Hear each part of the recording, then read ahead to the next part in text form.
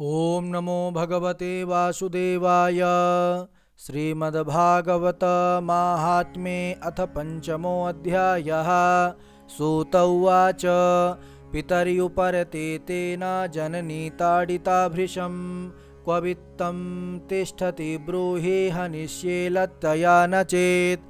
इति तद्वाक्यसन्त्रासात् जनन्या पुत्रदुःखतः कूपे पातः कृतौ रात्रौ तेन सा निधनं गता। गोकर्णस्तीर्थयात्रार्थं निर्गतो योगसंस्थितः न दुःखं न सुखं तस्य न वैरी नापि बान्धवः। धुन्धुकारी गृहे तिष्ठत् पञ्चपर्ण्यवधूव्रतः अत्युग्रकर्मकर्ता च तत्पोषणविमूढदेः एकदा कुलटास्तास्तु भूषणान्यभिलिप्सवः तदर्थं निर्गतो गेहात् कामान्धो मृत्युमस्मरन् यतस्ततश्च संहृत्य वित्तं भीष्म पुनर्गतः ताभ्यो यक्षत्सु वस्त्राणि भूषणानि कियन्ति च बहुवित्तचयं दृष्ट्वा रात्रौ नार्यो व्यचारयन् चौर्यं करोत्यसौ नित्य मतो राजा ग्रहीष्यते वित्तं धृत्वा पुनश्चैनं मारयिष्यति निश्चितम् अतोऽर्थगुप्तये गूढमस्माभिः किं न हन्यते निहत्यैनं गृहीत्वार्थं यास्यामो यत्र कुत्रचित् इति ता निश्चयं कृत्वा सुप्तं सम्बध्य रश्मिभिः पाशं कण्ठे निधायास्य तन्मृत्योमुपचक्रमुः त्वरितं नाम मारासौ चिन्तायुक्तास्तथा भवन् तप्ताङ्गारसमूहाश्च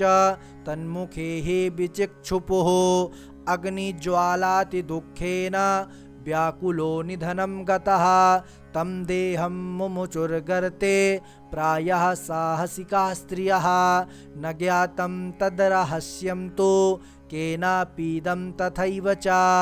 लोकैः पृष्टा वदन्ति स्म दूरं यातः प्रियो हि नः आगमिष्यति वर्षेऽस्मिन् वित्तलोभविकर्षितः स्त्रीणां नैव तु विश्वासं दुष्टानां कारयेद् बुधः विश्वासे यः स्थितो मूढः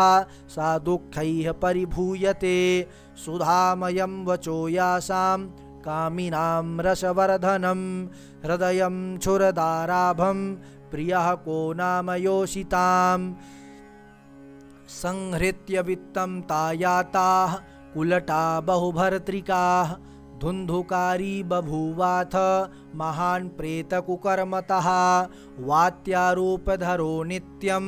धावन दश दिशोऽन्तरं शीतातपपरिक्लिष्टो निराहारः पिपासितः न लेभे शरणं क्वापि हा दैवेति मुहुर्वदन् कियत्कालेन गोकर्णो मृतं लोकादबुध्यत अनाथं तं विदित्यैव गया श्राद्धमचीकरत यस्मिंस्तीर्थे तु संयाति तत्र श्रद्धामवर्तयत एवं भ्रमन् स गोकर्णः स्वपुरं समुपेयिवान् रात्रौ गृहाङ्गणे स्वप्तो मागतो लक्षितः परैः तत्र सुप्तं स विज्ञाय धुन्धुकारी स्वबान्धवं निशीथे दर्शयामास महारौद्रतरं वपुः सकृन्मेषा सकृद्धस्ते सकृच्च महिषो भवत सकृदिन्द्रः सकृच्चाग्निः पुनश्च पुरुषो भवत वैपरीत्यमिदं दृष्ट्वा गोकर्णो धैर्यसंयुतः अयं दुर्गतिकः कोऽपि निश्चित्याथ तमब्रवीत् गोकर्ण उवाच कस्त्वम् उग्रतरो रात्रौ कुतो यातो दशामि मां किं वा प्रेतः पिशाचो वा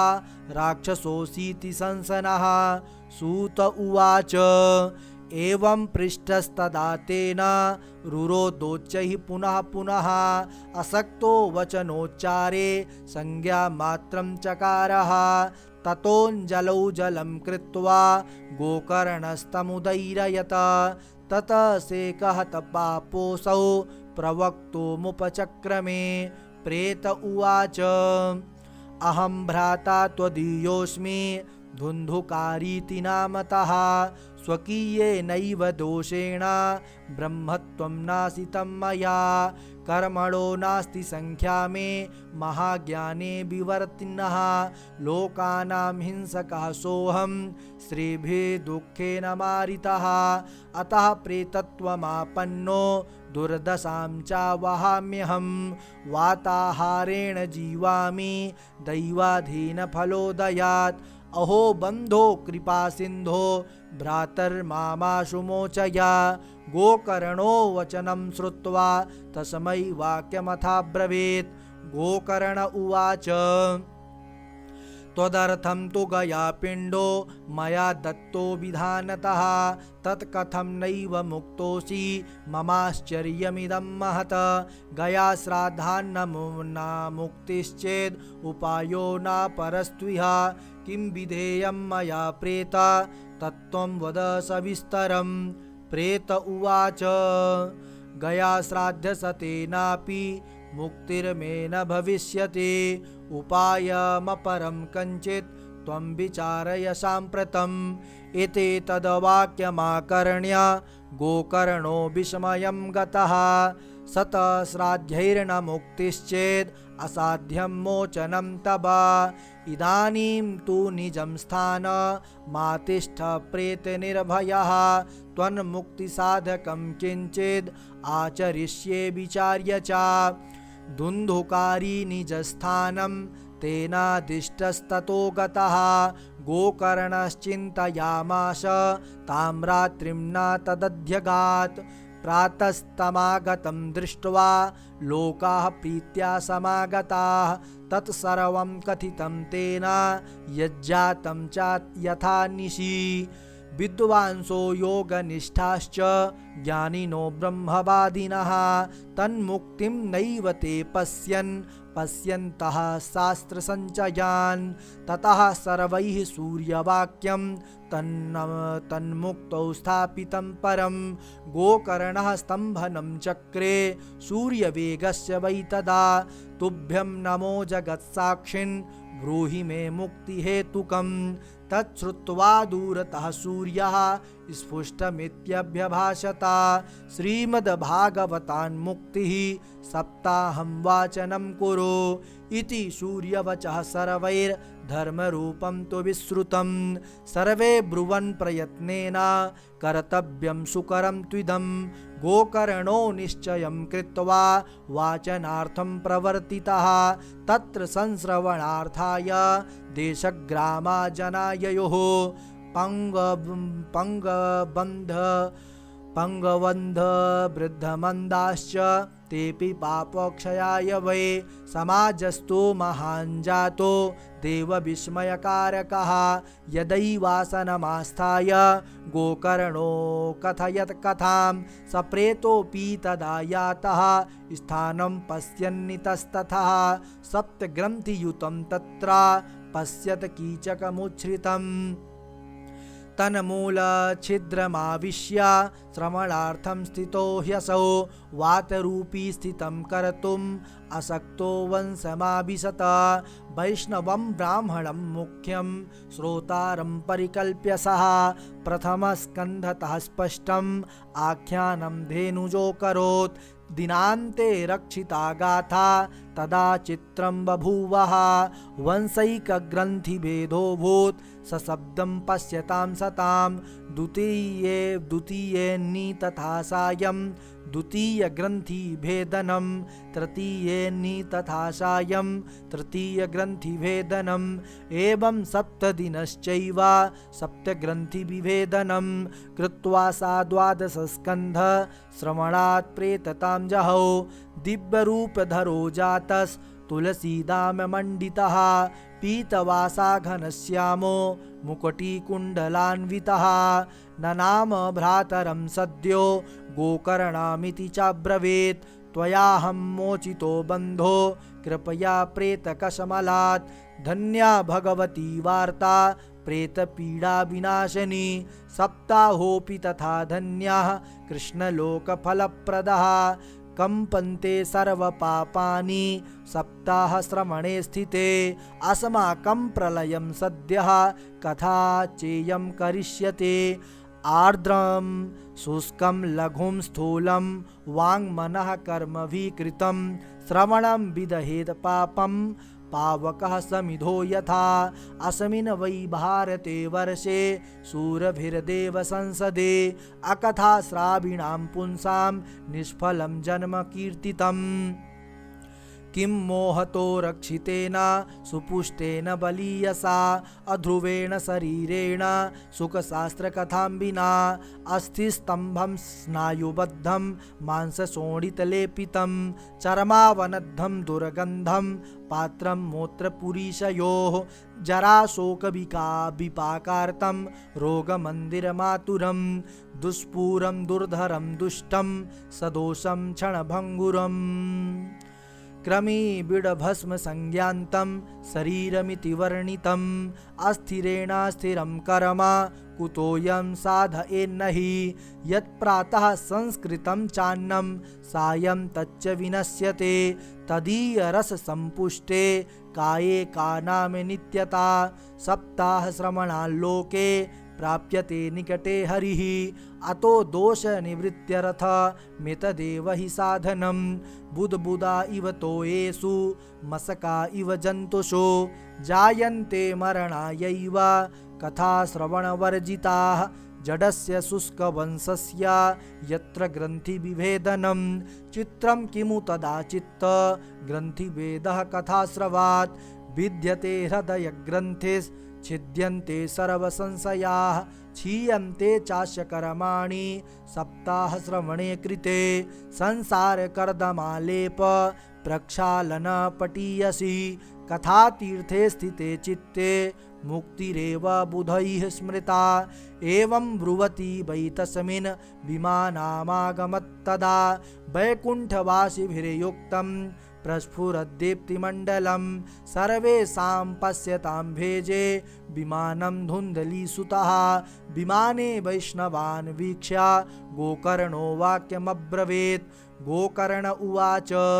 अत्रैव बहवः सन्ति श्रोतारो मम निर्मलाः आनीतानि विमानानि न तेषां युगपत् कुतः श्रवणं समभागेन सर्वेषामिह दृश्यते फलवेदः कुतो जातः प्रब्रुवन्तु हरिप्रियाः हरिदासा ऊचुः श्रवणस्य विभेदेन फलभेदोऽत्र संस्थितः श्रवणं तु कृतं सर्वैर्न तथा मननं कृतं फलभेदस्ततो जातो भजनादपि मानदा सप्तरात्रमुपोस्यैव प्रेतेन श्रवणं कृतं मननादि तथा तेन स्थिरचित्ते कृताभृशम् अदृढं चाहतं ज्ञानं प्रमादेन हतं श्रुतं संदिग्धो हि हतो मन्त्रो व्यग्रचित्तो हतो जपः वैष्णवो हतो देशो हतं श्राद्धमपात्रकं हतमश्रोत्रिये दानम् अनाचारं हतं कुलं विश्वासो गुरुवाक्येषु स्वस्मिन् दीनत्वभावना मनोदोषाजयश्चैव कथायां निश्चला मतिः एवमादिकृतं चेता स्यात् तदा वै श्रवणे फलं पुनः श्रवान्ते सर्वेषां वैकुण्ठवसतिर्ध्रुवं गोकर्ण तव गोविन्दो गोलोकं दास्यति स्वयम् एवमुक्त्वा ययुः सर्वे वैकुण्ठं हरिकीर्तनाः श्रावणे मासि गोकर्णः कथामुचे तथा पुनः सप्तरात्रवतीं भूयः श्रवणं तैः कृतं पुनः कथा समाप्तौ यज्जातं श्रूयतां तच्च नारदा विमानैः सह भक्तैश्च हरिराविर्बभूवः जय शब्दा नमः शब्दास्तत्रासन बहवस्तदा पाञ्चजन्यध्वनिं चक्रे हर्षात् तत्र स्वयं हरिः गोकर्णं तु समालिङ्ग लिङ्ग्या करोत्स्वसदृशं हरिः श्रोत्रीनन्यान् घनश्यामान् पीतकौशेयवाससः किरीटिनः कुण्डलिनस्तथा चक्रे हरिः क्षणात् तद्ग्रामे ये स्थिता जीवा आश्वचाण्डालजातयः विमाने स्थापितास्तेऽपि गोकर्ण कृपया तदा प्रेषिता हरिलोके ते यत्र गच्छन्ति योगिनः गोकर्णेन स गोपालो गोलोकं गोपवल्लभं कथाश्रवणतः प्रीतो निर्ययो भक्तवत्सलः अयोध्यावासिनः पूर्वं यथा रामेण संगताः तथा कृष्णेन ते नीता गोलोकं योगिदुर्लभं यत्र सूर्यस्य सोमस्य सिद्धानां न गतिः कदा तम लोकम ही गतास्ते तो श्रीमद्भागवत श्रवात ब्रूमोत्र ते किं फल बृन्दमुज्ज्वलं सप्ताह यज्ञेन कथा सुसञ्चितं कर्णेन गोकर्ण कथाक्षरो यै पीतश्च ते गर्भगता न भूयः वाताम्बुपर्णाशन देह तपोभिरुग्रैश्चिरकाल संचितैः योगैश्च संयान्ति न तां गतिं वै सप्ताहगाथा श्रवणेन यान्ति याम् इतिहासमिमं पुण्यं शाण्डिल्योऽपि मुनीश्वरः पठते चित्रकूटस्थो ब्रह्मानन्दपरिप्लुतः आख्यानमेतत् परमं पवित्रं श्रुतं सकृद्वैविदहेद गौघं श्राद्धे प्रयुक्तं पितृतृप्तिमाव हे नित्यं सुपाठाद पुनर्भवं च। ओम जय जय श्रीमद् पद्मपुराणे उत्तरखंडे श्रीमद्भागवत महात्म्ये गोकर्ण मोक्षवर्णनं नाम पंचमोस्तवः। श्री कृष्ण चरण कमलार्पणमस्तु। कृष्णाय वासुदेवाय हरे परमात्मने प्रणतः क्लेशनाशाय गोविंदाय नमो नमः। आशा करते हैं कि यह भागवत महापुराण महात्म अंतर्गत चतुर्थ पंचम अध्याय पंचम अध्याय का उच्चारण आपके लिए उपयोगी साबित होगा और अगले वीडियो पर हम षष्ठम अध्याय के उच्चारण को श्रवण करेंगे भाव के साथ। अगर वीडियो अच्छा लगा हो तो लाइक करें, कमेंट के माध्यम से अपना भाव भी बता सकते हैं कि हम किस विषय पर और वीडियो बनाएं और शेयर करें अपने इष्ट मित्रों को भी। चैनल को सब्सक्राइब अवश्य कर लें कि जो भी हमारे द्वारा ज्ञानवर्धक वीडियो अपलोड किया जाए सबसे पहले आप तक पहुंच जाए। राधे राधे।